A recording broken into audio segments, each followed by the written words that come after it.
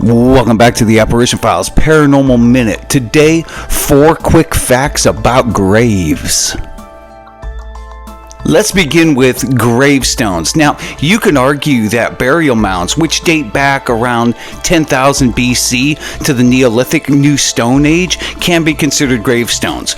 But what we consider as traditional gravestones date back to around 6,000 years ago.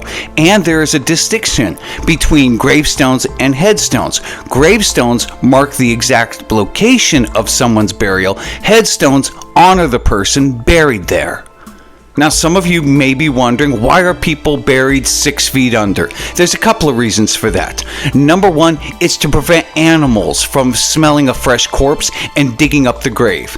Also, in the future, if the grave is forgotten, it's to prevent plowing from turning up the remains.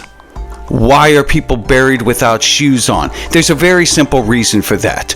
Number one, when somebody dies and their body starts to decompose, the feet swell up. That plus the rigor mortis, the stiffening of the body, make it almost impossible to put shoes on. People think it's to prevent them from being able to walk around properly when they're zombies, but if that were true, you'd put the shoes on them and tie the laces together.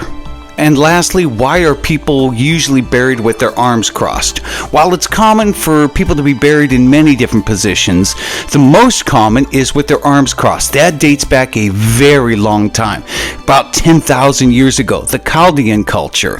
The X symbolized their sun god. It also dates back to ancient Egypt, around 4000 BC. The pharaohs were mummified with their arms crossed. So there you go, 4 quick facts about burials that can help you win a few free drinks at your next Halloween party.